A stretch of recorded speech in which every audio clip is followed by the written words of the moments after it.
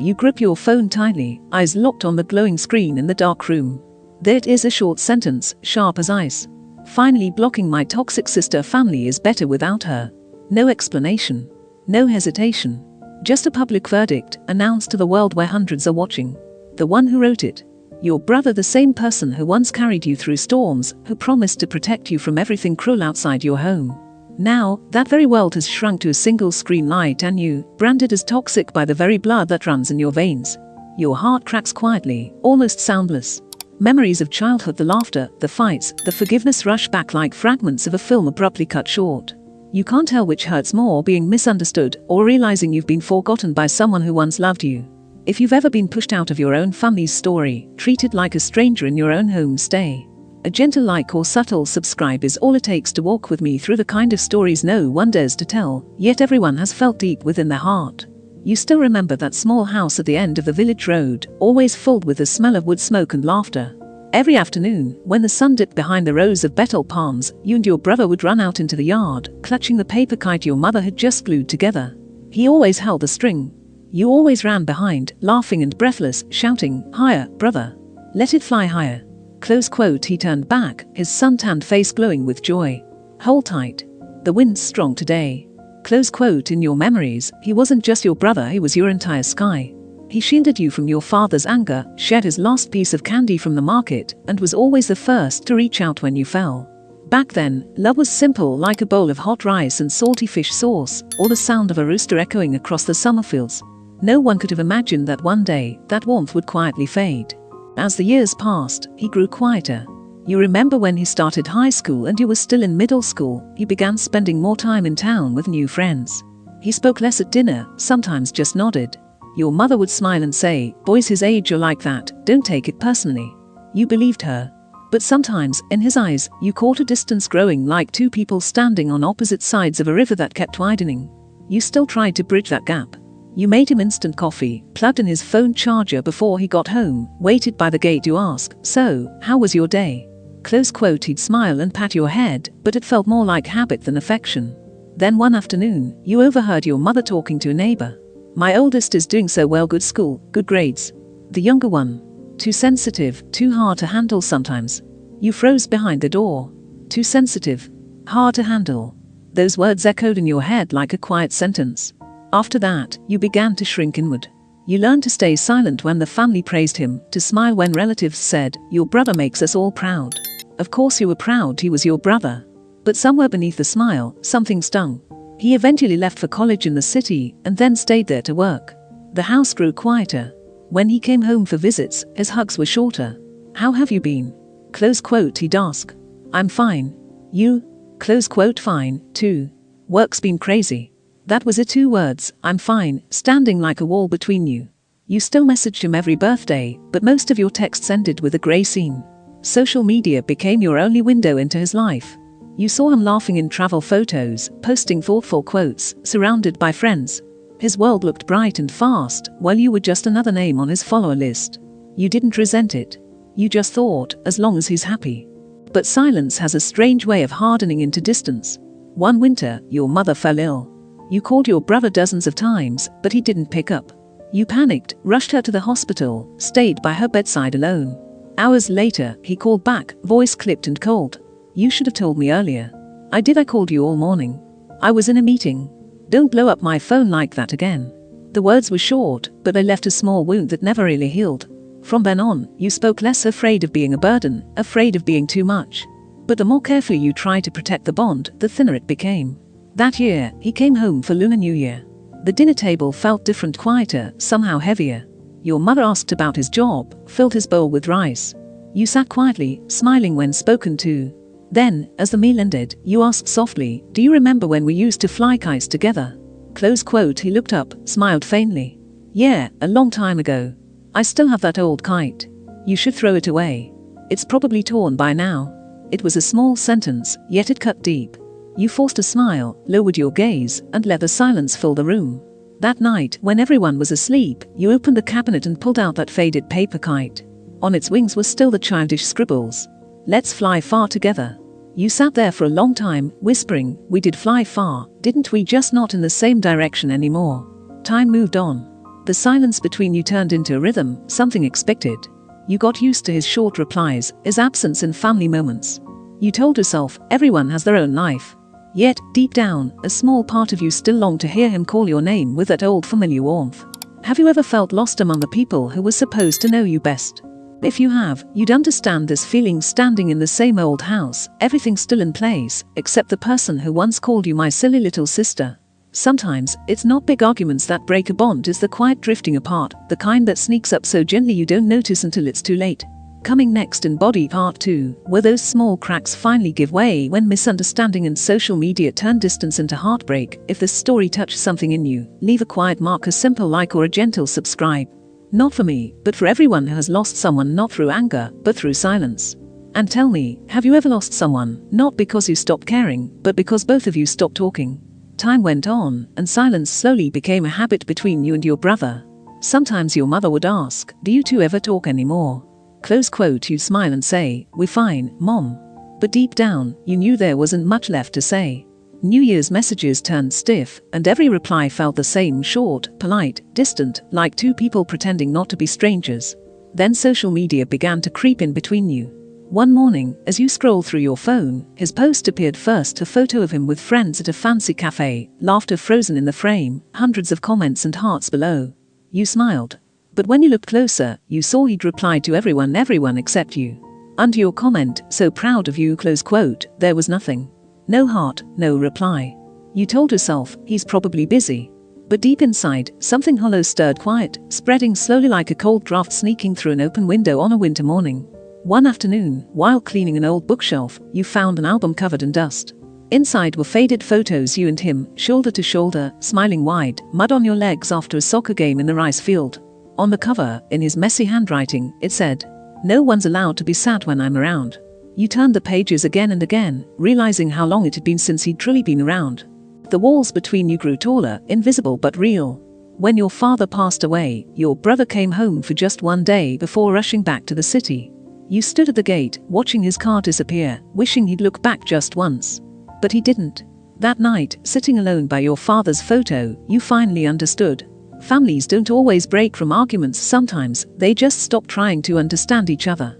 A year later, on your birthday, your brother didn't text. Instead, he posted a photo on Instagram with the caption, finally free from toxic energy. Freedom feels so light. At first, you didn't think much of it.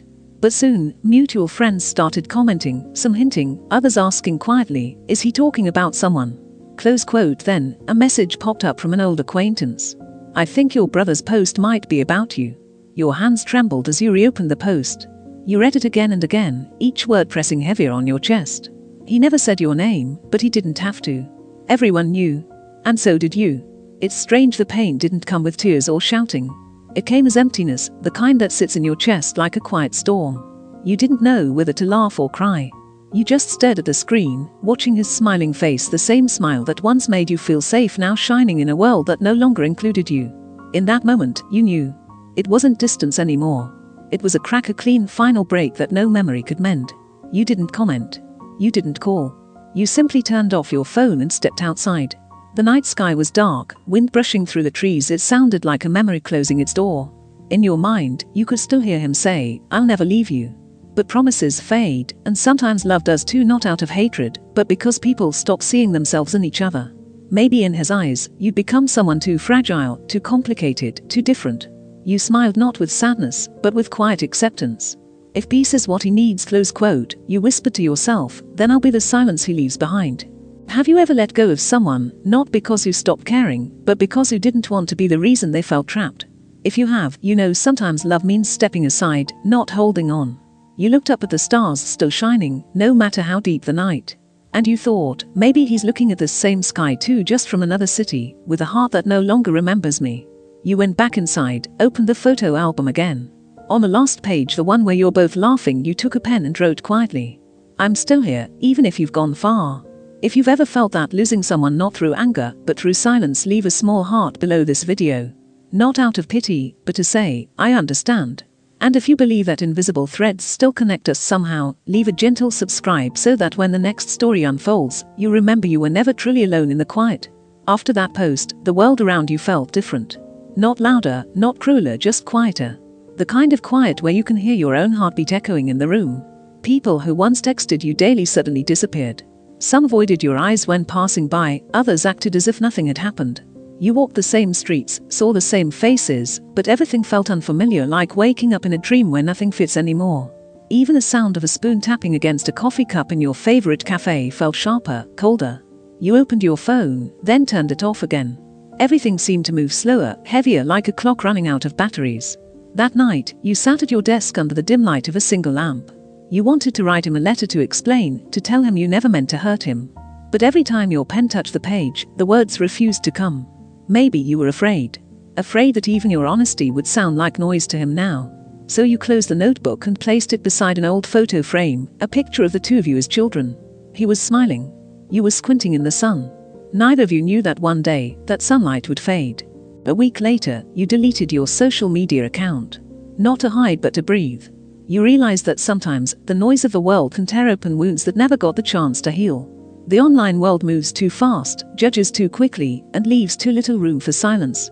Your mother noticed and asked, "Did something happen between you and your brother?" Close quote. You smiled, keeping your voice calm. "It's nothing, Mom. Just a misunderstanding." But at night, when moonlight slipped through your window, you whispered to yourself, "Brother, how did we drift this far apart?" Close quote. Every morning you still woke early, cooked breakfast, watered the plants, went to work. Life went on. But somewhere inside, there was an empty space no one could fill. It didn't scream. It just existed like a thin crack in glass, invisible until the light hits it just right. Then, one afternoon, your phone buzzed. A message from him. For a second, time stood still. He wrote, "I heard Mom's not feeling well. Is she okay?" Close quote. You stared at it for a long time before replying. "She's fine now. Thanks for asking." That was it. No extra words, no awkward small talk. Yet strangely, warmth bloomed in your chest. At least he cared about Mom. At least that fragile thread between you hadn't completely snapped.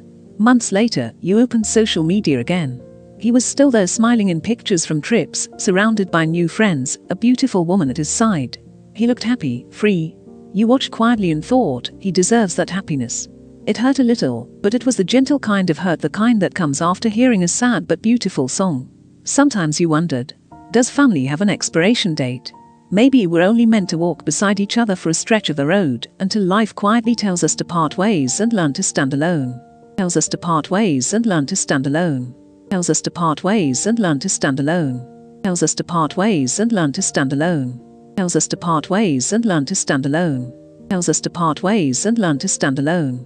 Tells us to part ways and learn to stand. On sleepless nights, you played old voice notes, laughter, teasing, the sound of his voice calling your name. They felt like echoes from another world. You didn't feel angry anymore. Because maybe the deepest kind of sorrow isn't being left behind, it's still loving someone who no longer shares your path. Your mother grew frailer. She'd sit by the porch, eyes drifting toward the far fields. One evening she said softly, "You two will understand each other again. It just takes time." You smiled and squeezed her hand, but inside you felt afraid. Because time doesn't always heal. Sometimes it just makes things fade. One rainy afternoon, you walked to the post office and mailed him a letter. Not to blame, not to explain, just a few honest lines. "I don't know what changed between us. But I hope you're at peace. You'll always be an important part of my heart." You didn't expect an answer. You just needed to let go. Weeks later, a small envelope arrived.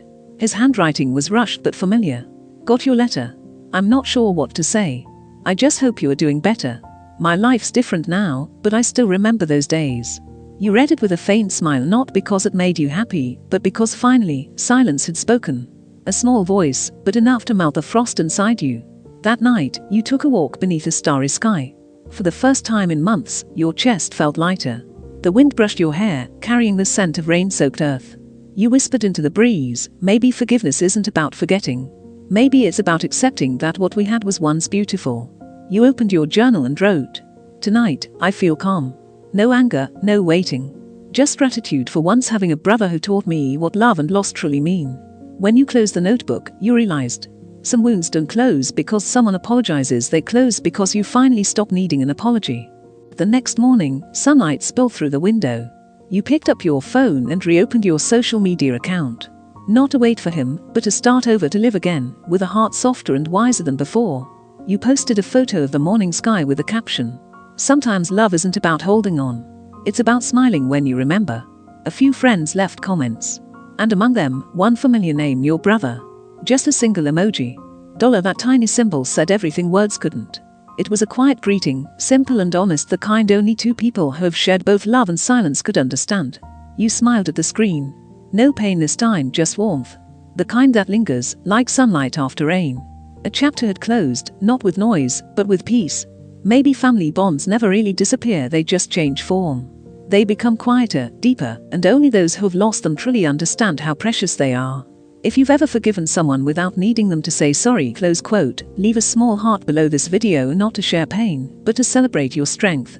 And if you believe that some relationships don't have to return to still live forever inside you, hit subscribe gently, not as a promise, but as a reminder that stories like this are never just mine. Tell me, have you ever realized that the hardest part isn't walking away, but learning how to smile when you meet again as strangers who once shared a life? Ever since he left that small dollar emoji under your photo, something inside you began to shift. It wasn't dramatic, more like a quiet sunrise creeping through an old curtain. The kind of light that doesn't blind you but slowly warms everything it touches. You didn't avoid social media anymore. Not because you wanted to show anything off, but because you realized pain doesn't live in pictures, it lives in how we look at them. Every photo now felt like a piece of your journey, of someone who once loved deeply, got hurt, and learned how to stand up again. One morning, while making tea, your phone buzzed. A message from him. I saw your writing. You've always been good with words. Still keeping that journal? Close quote. Your heart skipped a beat. Such a simple question, yet it touched a corner of your memory that had been asleep for too long. You replied, yes, I still write. It helps me breathe. He answered, keep it up. Writing's the best way to talk to yourself. It was the first real conversation in years, not out of obligation, not from guilt. Just two people revisiting a place that used to be warm. After that, you wrote even more. Not to vent, but to understand. You wrote about childhood afternoons when the sky smelled of rain, about the burnt rice crust your mother made, about the sound of your brother laughing beside you, as if you were sketching the shape of your heart back into being. One day, at a small cafe, a middle-aged woman sitting nearby noticed your notebook. Are you a writer? Close quote, she asked kindly. You smiled. Not really. Just writing my life down. She chuckled softly. Then you're lucky. Most people live their whole lives without ever learning how to tell their story. Her words stayed with you. She was right, most people carry pain like a secret they're too afraid to open. But by writing, you had found a way to release yours line by line, tear by tear. As the weeks went by, small messages from him arrived more often. Sometimes just, your latest blog was beautiful. Or, you still like the rain, don't you? Close quote. Simple words, but each one landed softly. Not because you expected things to go back to how they were, but because you knew something gentler was being rebuilt. Understanding after distance. When you thought about the silent years, you no longer felt bitterness. You realized that maybe those years were necessary. Without them, neither of you would have learned how to listen. One night, while watching the rain from your window, a question crossed your mind. Do all separations exist just to teach us how to grow? Close quote, and quietly, you smiled because perhaps they do. After all, every heartbreak leaves behind a seed of strength. Later, he called you. His voice sounded older, steadier. I'm sorry, close quote, he said. For everything back then. You didn't speak for a while. Sometimes silence is the most loving reply. Then you whispered, it's okay. We were both just learning how to love. Both of you laughed, that kind of laughter that carries a hint of tears, but also peace. And in that moment, all the walls between you felt paper thin. That evening, you went out for a walk. The air was clear, the sky soft and blue. From a distance, you heard children running, shouting, chasing kites. You stopped for a second, watching the kites twist in the wind, and suddenly, you saw two small figures from long ago, laughing, holding the same string. It hit you. No memory ever really disappears. They just wait for a smile to wake them up again. The months passed quietly. You kept writing, filling notebook after notebook. Each word was a step forward, each page, a small victory. And one morning, you noticed something beautiful. His name appeared less and less in your journal. Not because you'd forgotten him, but because you no longer needed to write about the pain. You began living for yourself again, cooking, reading, taking morning walks, attending art classes. There was a calmness now that didn't depend on anyone's presence. It came from the simple joy of existing, from knowing that you could be your own home. At a book fair, you ran into the same woman from the cafe. She held a magazine, your essay printed inside, titled Forgiveness is the Way Home. She smiled. See, your pain turned into something beautiful. You looked at her, humbled. I just wrote what my heart went through. She placed a hand on your shoulder. Then you've already won. Because not everyone who breaks learns how to turn pain into light. Her words almost made you cry. Yes, for the first time, you truly understood. Healing wasn't about forgetting him. It was about forgiving yourself for holding on so long. Then one evening, a message appeared on your screen. I'm getting married. You stared at it, your chest still for a moment. And then, instead of sadness, you felt something else, a softness, like the sigh after a long exhale. You typed, I'm happy for you. She's lucky. He replied with a simple, thank you, I mean that. You put down your phone and looked toward the window. The sun was setting, painting the room gold. For the first time, you realized peace isn't the absence of pain. It's the acceptance of its place in your story. That night, you reopened your old journal to the page that once said, I'm still here, even if you've gone far. You smiled and wrote beneath it, now I'm gone too, not chasing you, but walking toward my own happiness. Maybe everyone has that one person, the one who breaks you just enough to help you rebuild yourself stronger. He was that person for you. A few days later, you wrote the final line of your story. Sometimes, the most painful thing life gives you turns out to be the greatest gift because through it, you discover your strength. Your essay spread quickly online. People sent messages saying your story helped them let go, helped them heal. You read each one with quiet gratitude, realizing that your pain had found purpose. That night, you lit a small candle by your window. The flame swayed gently in the breeze like a memory dancing its way into peace. You whispered, thank you for leaving. Because that's how I found my way back.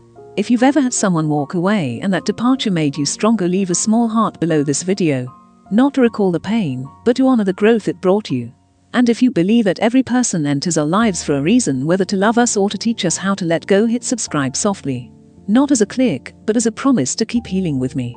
Because the stories aren't about sadness, they're about becoming whole again. Tell me, have you ever realized that the one who once broke your heart might have been the one who unknowingly led you back to yourself? Time kept moving season after season, day after day. Your life slowly settled back into balance. No more hidden storms inside you, no more sleepless nights replaying the past. You still wrote, still worked, still smiled, but this time, your smile wasn't a mask. It came from real peace.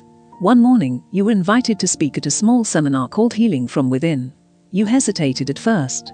A part of you still feared reopening the wounds you'd worked so hard to close. But when you looked around at the faces of people who were still searching for light, you said yes. That day, standing on a modest stage, a soft light shining down, you looked out at the audience, hundreds of people sitting quietly, some holding notebooks, others wiping tears before you'd even begun.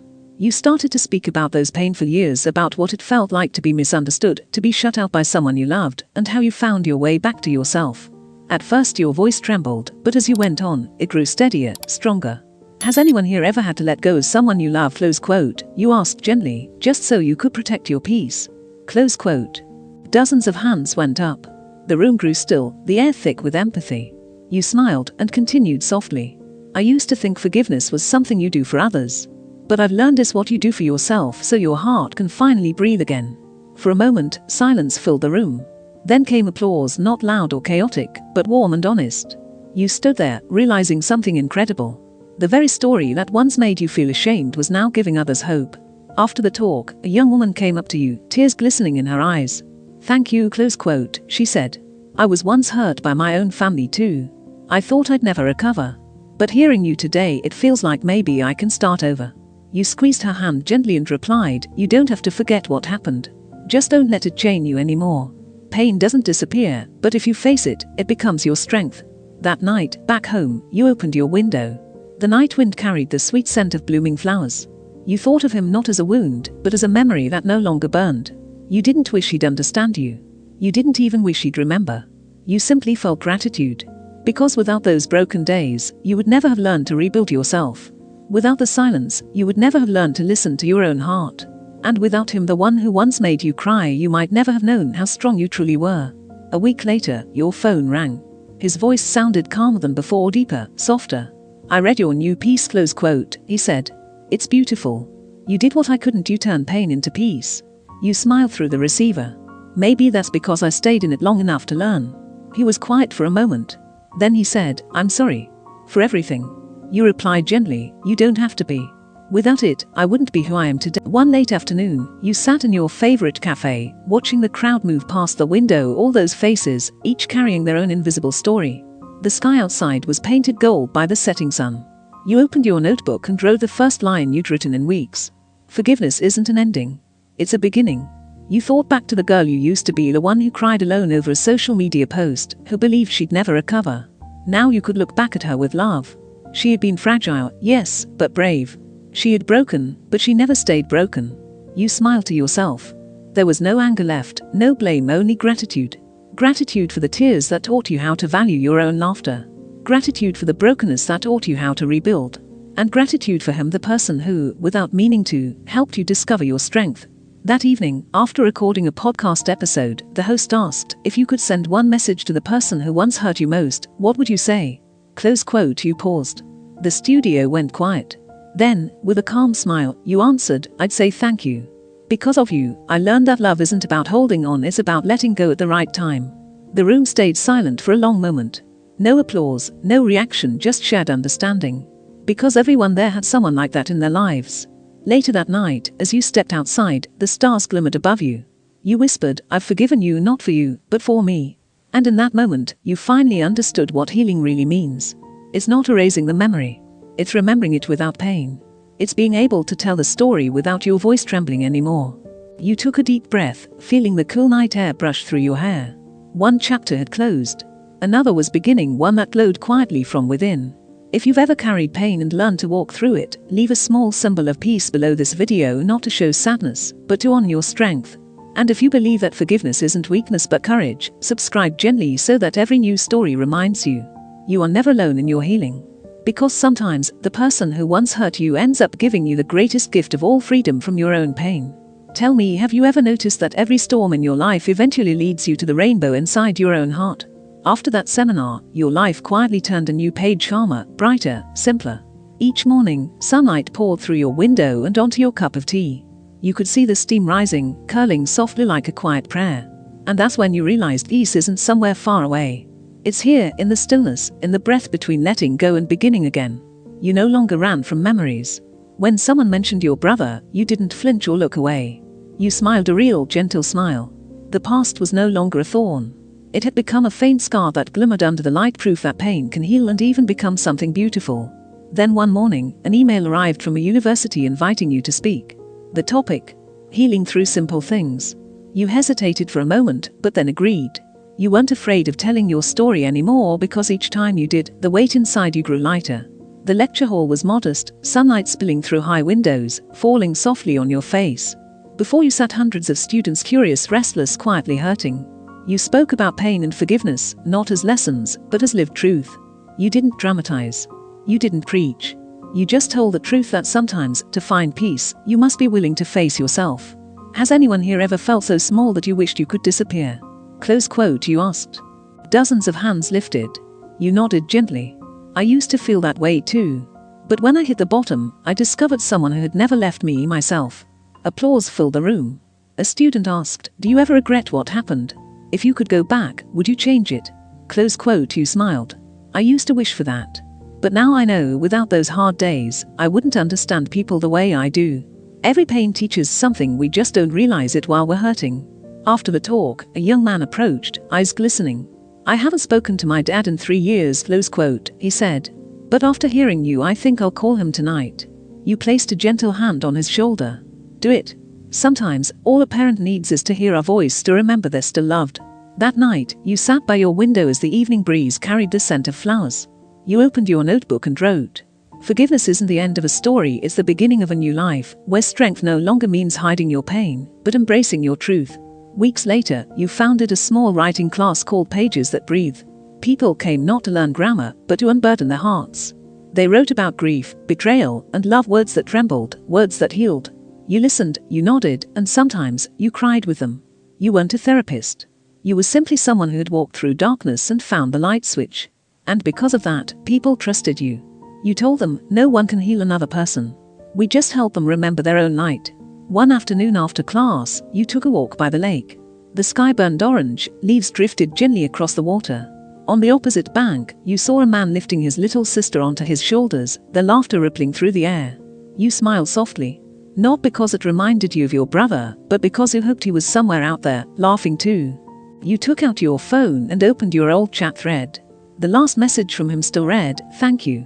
You stared at it for a while, then archived it not to erase, but to let it rest in peace. Because between you and him, every word that mattered had already been spoken through silence. Pages that breathed grew quickly. People began sharing stories of how they cried, laughed, and finally exhaled after years of holding everything in. Then one day, you received a handwritten letter. "Because of you, I rewrote my story. I'm not afraid of my past anymore. I even showed it to my mom and she cried. Thank you for teaching me how to speak again." You read it, and tears rolled down your cheeks, not of sadness, but of quiet joy. You finally understood. Your healing had never been just for you. It was meant to ripple outward. One night, while preparing your next class, your phone buzzed. It was a message from him. A photo his wedding day. He wrote, "I wanted you to see this. I knew you'd smile." You looked at the picture of him and his bride, glowing under candlelight. And you did smile. A genuine one. You replied, "I'm happy for you. Truly. Be well." It surprised you how light you felt afterward. For the first time, your chest didn't ache. The memory of him no longer weighed you down, it simply existed, like a flower pressed between the pages of your life. On your wall still hung the line you'd written years ago. "We don't choose who hurts us, but we can choose what we become because of it." Every time you looked at it, you felt gratitude. A few months later, a 14-year-old boy joined your class. He clutched a photo of two brothers holding hands. "I lost my brother," he whispered. "I came to write to tell him I'm okay." You froze for a moment, recognizing that same look, the trembling strength of someone learning to live again. You smiled softly. Then you said, "Write so he knows you're still walking forward. Write so your heart can breathe again." At the end of class, he came to you and said, "I think my brother would be proud if he could see me now." You smiled through the blur of tears. When he left, you sat alone for a while, watching the empty chairs, realizing something powerful, that pain, once shared, becomes something sacred. Later, you were invited to a talk show about the art of healing through writing. The host asked, "After all these years, what have you learned?" You took a breath, looked into the camera, and said, "I've learned to be grateful even to those who hurt me. Because without them, I might never have known that real love sometimes means letting go." The studio went silent. Then applause rose slowly, not thunderous, but heartfelt. You smiled, not out of pride, but out of peace. Because the story was no longer about pain, it was about transformation. That night, as you walked home, the city lights shimmered on wet pavement. You caught your reflection in a puddle, not the broken girl from before, but a woman who had learned how to smile at what she couldn't change. You opened your notebook and wrote one last line. "Some pain doesn't come to destroy us. It comes to reveal the gentlest part of who we are." You closed the book, whispering into the quiet, "Thank you for everything." If you've ever walked through heartbreak and still chose to love life, leave a small light below this video, not to boast your strength, but to honor your courage. And if you believe that forgiveness doesn't make you weaker, but freer, subscribe softly like a breeze touching water without making ripples. Because in the end, the most beautiful thing isn't forgetting someone. It's remembering them and feeling peace. And maybe in that exact moment, you realize you've finally healed. Time passed, and your life became simple in the most beautiful way. No more chaos, no more waiting for closure that never came. Each morning felt slower, softer, a rhythm you could finally breathe in. Your home was now filled with light. On your bookshelf sat the old journals, lined neatly. The first pages were written in tears, but the last ones, they smiled back at you. Invitations began to arrive to talk shows, community centers, even hospitals, asking you to speak about the art of healing through words. At first, you accepted just a few. But the more you went, the more you saw those same eyes everywhere, the ones that looked exactly like yours once did. Tired, brave, and still quietly hoping to be seen. One evening, you stood beneath bright lights in front of hundreds of people. The room was still. You spoke not loudly, but slowly, your voice steady, calm, filled with gentleness. "Have you ever noticed," you asked, "that a lake only reflects the sky when the wind stops blowing?" Silence. Everyone listened. "Our hearts are the same," you continued. "When we stop fighting what hurts, we finally see what we truly need." The audience broke into soft applause. You bowed, smiling humbly. You realized something: you weren't just sharing your story anymore. You were helping others remember their own strength. Afterward, a middle-aged man approached, voice trembling. "Thank you," he said. "I have forgiven myself for something I did years ago. But today, I think I might call my daughter." You held his hand, eyes warm. "Then call her. Don't wait.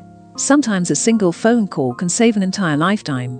That night, you went home, lit a candle.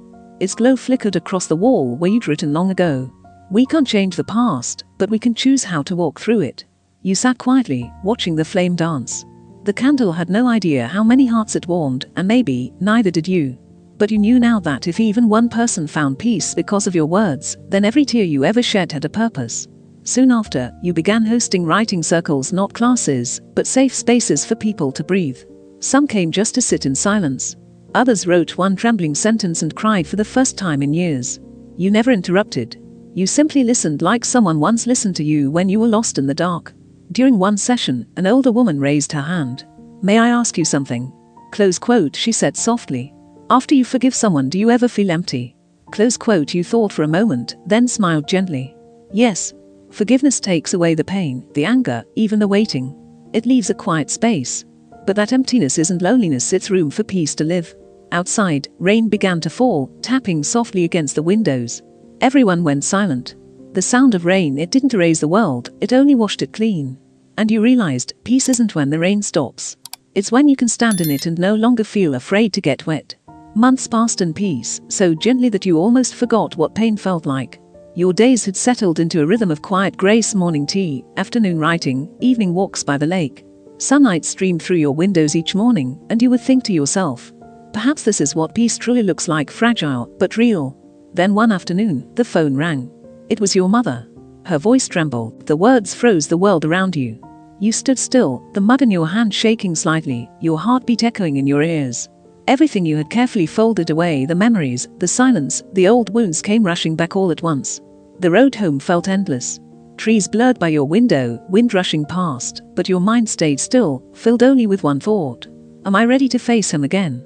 The hospital smelled of disinfectant and echoes. When you reached his door, you paused. Through the small window, you saw him, pale, bandaged, eyes closed. Your mother sat beside the bed, whispering a prayer. You stepped inside. He looked up. For a heartbeat, neither of you spoke. Years of distance hovered between you like fog.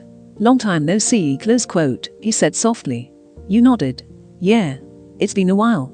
No accusations. No bitterness. Just two people trying to remember how to be siblings again. The next few days passed slowly. You stayed, helping your mother, changing his bandages, saying little. Conversations were short, polite, simple, restrained. But one morning, as you helped him adjust his pillow, he murmured, I read your new piece. It was beautiful. You froze. You still follow my work? Close quote, he smiled faintly. Always did. I just never had the courage to comment.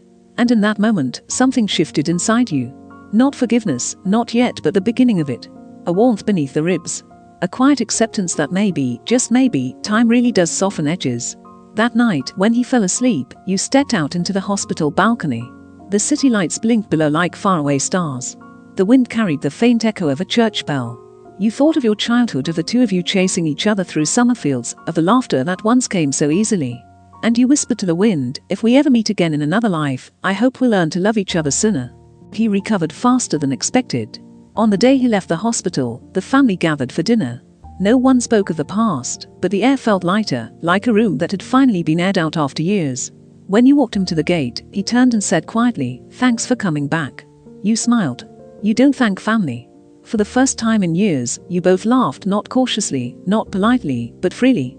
Back in the city, your life resumed. But something had changed. You no longer defined peace as silence. You saw now that real peace isn't about the absence of storms, it's about knowing you'll survive them. One late afternoon, as you were tidying up your writing class, there was a knock at the door. He stood there again, this time holding a small bouquet of white roses. Mom said these mean forgiveness, close quote, he said shyly. You smiled. They're beautiful. I'll put them in the center of the room. He looked around the classroom, the scattered notebooks, the half-written confessions, the faint smell of tea and ink. I didn't know sadness could look so beautiful, close quote, he said. You answered softly, because only people who have known pain can turn it into something that heals. The two of you sat for tea. The sun slanted through the window, washing everything in gold. After a long pause, he asked, do you ever think, if I hadn't posted that, things would have been different? Close quote. You looked at him and smiled, not bitterly, but gently. No. If that day hadn't happened, I wouldn't have learned how to stand on my own. Some cracks exist so light can enter. He was silent for a long time, then whispered, I'm sorry. You shook your head. You don't need to say it. Forgiveness isn't for the past, it's for the present, so it can finally rest. He smiled, and in that small exchange, the years between you began to fade. That night, your phone buzzed with a message. It was a photo of the sea at dusk, waves glowing orange under the fading sun. The caption read, "I understand now." You stared at it for a long time, then saved it quietly. You didn't reply because some understandings are too sacred for words. That winter, your class grew even larger. People came not just to write, but to breathe. Some brought grief, some regret, some love they didn't know what to do with. You realized then that healing wasn't a one-time act. It was a rhythm falling apart, coming back, again and again, softer each time. One rainy evening, everyone had left. You stayed behind, listening to the sound of rain on glass. You opened a fresh notebook and wrote, "Once, I prayed for peace. Now, I only hope for strength enough to walk through the days that aren't peaceful." You closed the book, leaned back, and looked out the window. Streetlights shimmered through the rain like liquid gold.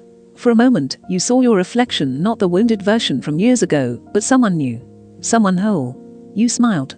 Not because everything was perfect, but because now you knew perfection wasn't the goal. Presence was. The rain outside kept falling, steady and soft.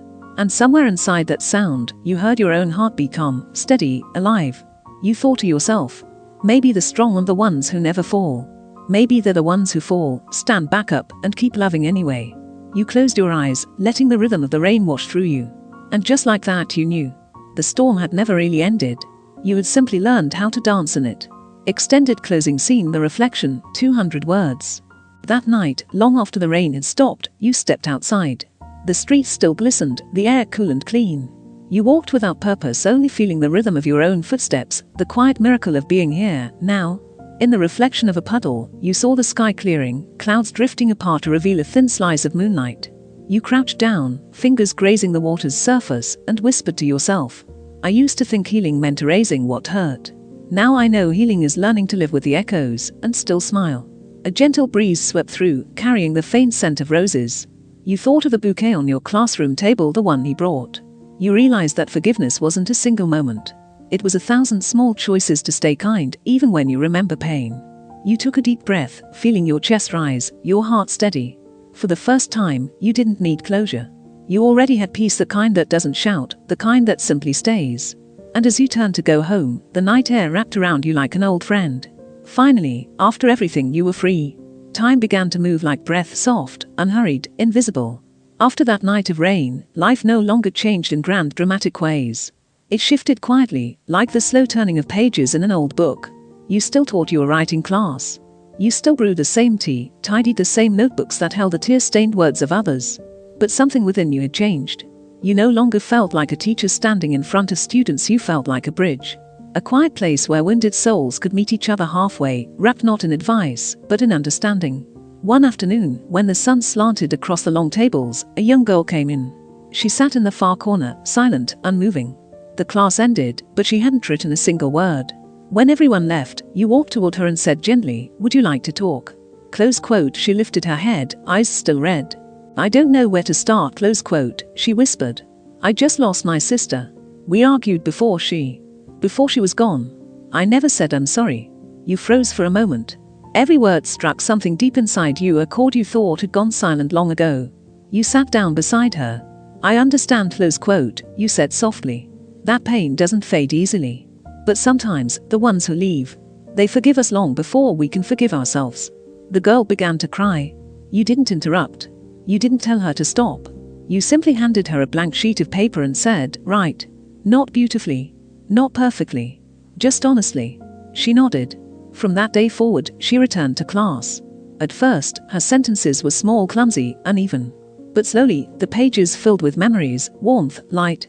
One day she said, "I'm not afraid to remember her anymore. It feels like she's still here, just in a different way." You smiled. Because you knew that look, that quiet peace that comes when pain finally transforms into presence. And you realized, maybe your purpose was never to teach writing. Maybe it was to hold space for hearts like hers, the way someone once held space for yours. Another morning, a middle-aged man came to your class. He stood awkwardly at the door. "I'm not here to write," close quote, he said. "I just want to listen." You nodded and welcomed him in. He sat through the entire session without saying a word, only listening, eyes drifting from story to story, face lined with years of silence. You could tell he wasn't used to being in rooms like this, rooms that smelled like paper, tea, and truth. His hands fidgeted, not because he was nervous, but because they didn't quite know what to do when they weren't holding responsibility. When class ended, he waited until everyone else had left.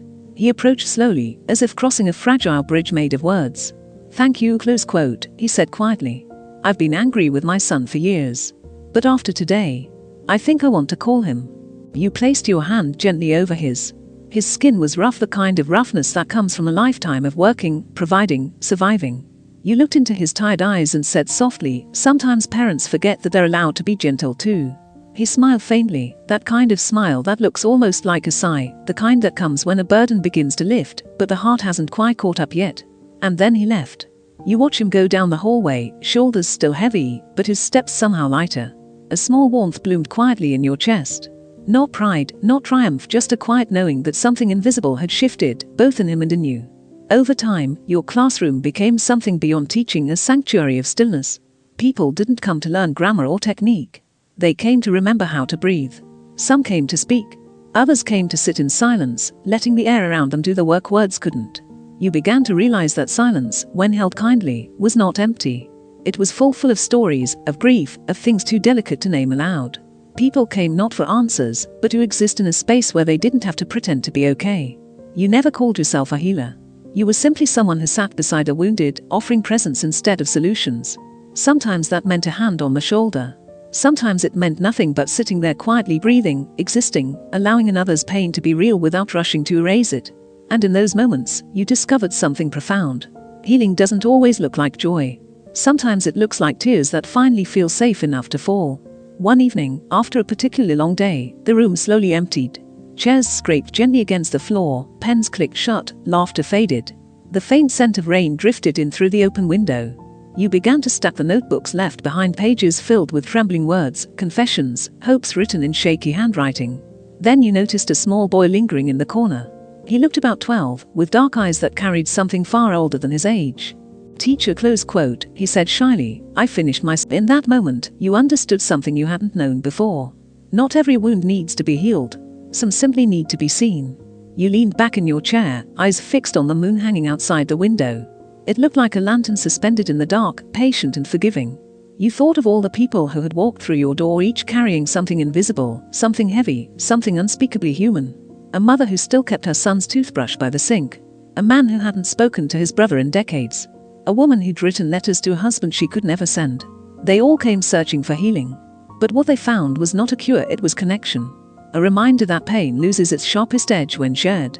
And maybe that was enough.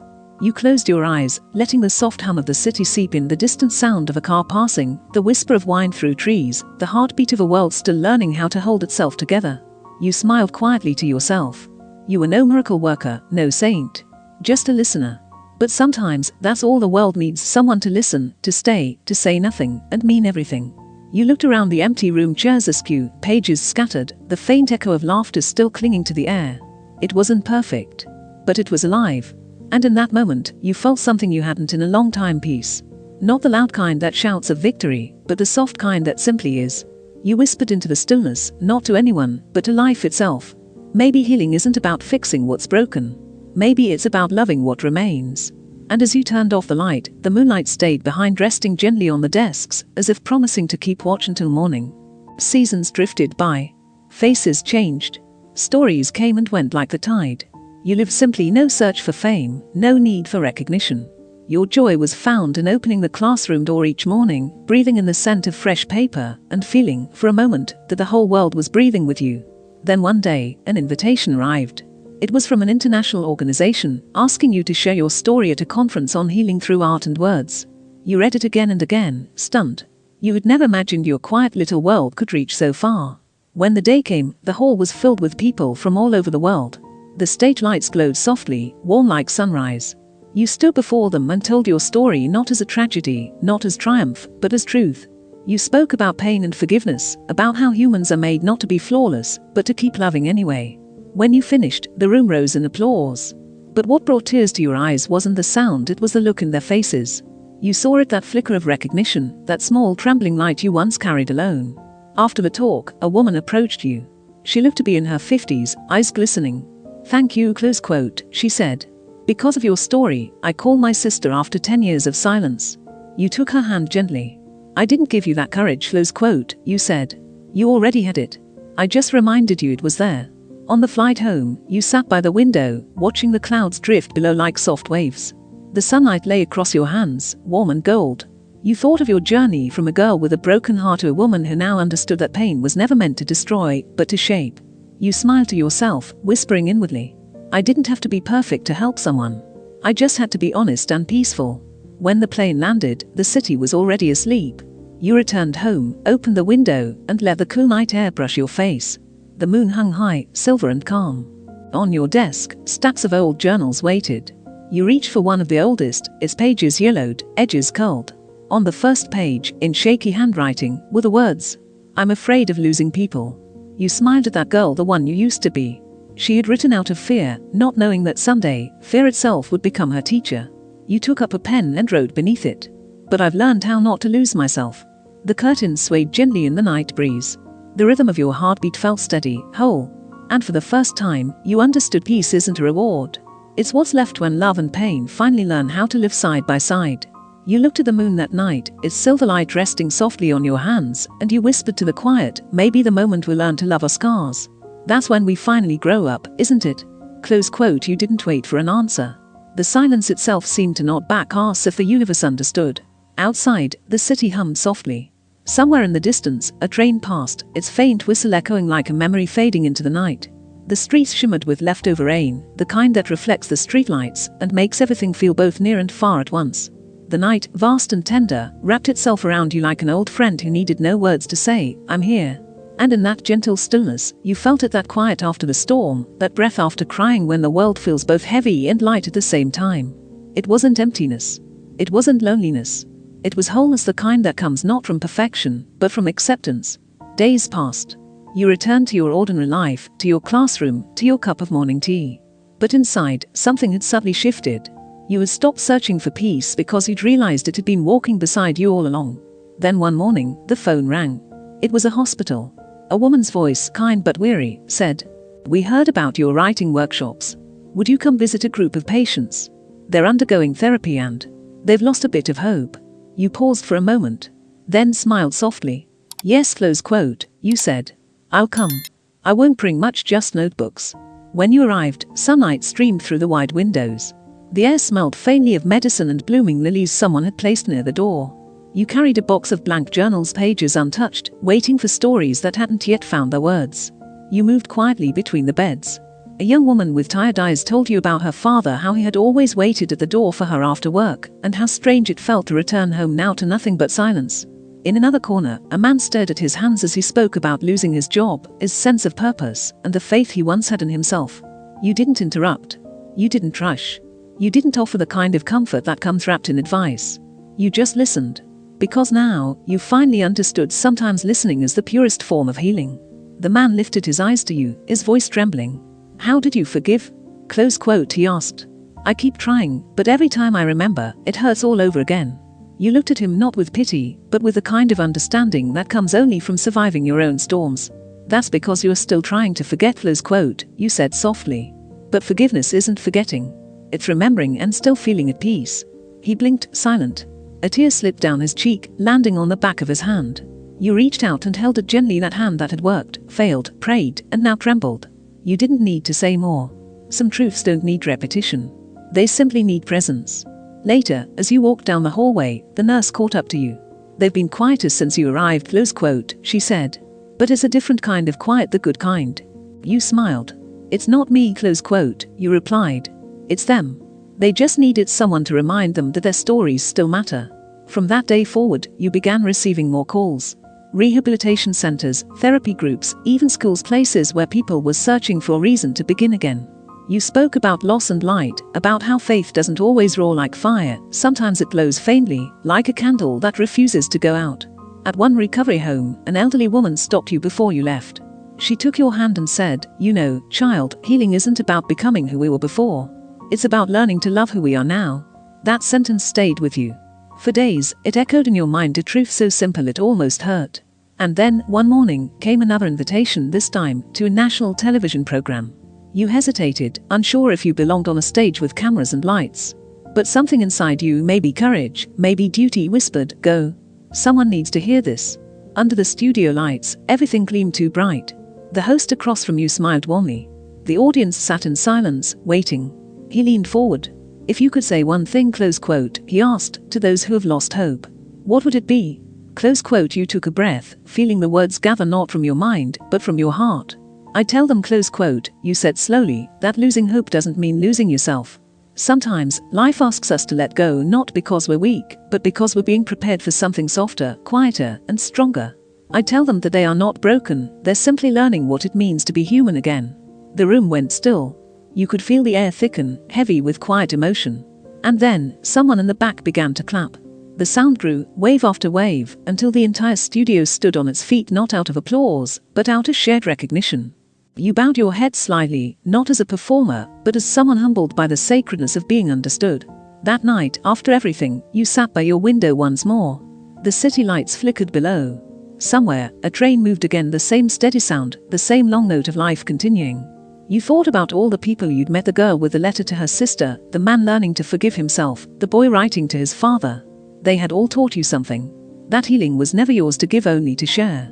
And as you looked at the moon, that same thought returned to you, clear and unwavering. Peace isn't a destination. It's the quiet that remains after love and pain have learned to coexist. You smiled, softly, almost to yourself. Outside, the night exhaled. Not empty. Not lonely.